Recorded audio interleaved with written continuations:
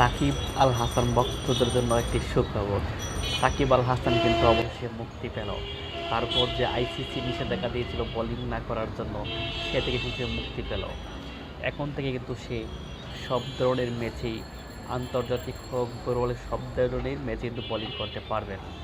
তিনিও কিন্তু প্রথমে নিশ্চিততা পর ভারতে পরীক্ষা দিয়েছিল, সেখানে কিন্তু সে পাস করতে পারে নাই। ইংল্যান্ডে পরীক্ষা দিয়েছে, সেখানে পাস করতে পারে নাই।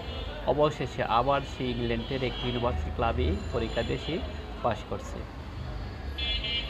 আমরা জানি, সবাই জানি যে কোনো বোলিং যদি বল করার সময় তার কোনো যে 15 ডিগ্রির উপরে বাঁকা থাকে, তাহলে কিন্তু সে আন্তর্জাতিক ক্রিকেট থেকে নিষিদ্ধ হন। সাকিব আল হাসান কিন্তু অবশ্যই 22টি বল করেছে। 22টি বলের মধ্যে 20টি বলে 10 ডিগ্রি নিচে কোনো বাক করেছেন, আর মাত্র 2টি বল সে 10 উপরে। বোঝেন সে কতটুকু পরিশ্রম করছে। এই রমজানের দিন প্রতিদিন সে 4-5 ঘন্টা প্র্যাকটিস করছে। সাকিব আল হাসান কিন্তু একদিনে তৈরি হয়ে যায় নাই। একটা সাকিব আল হাসান তৈরি করতে যুগ যুগ স্বপ্ন করতে হবে এই বাঙালিকে।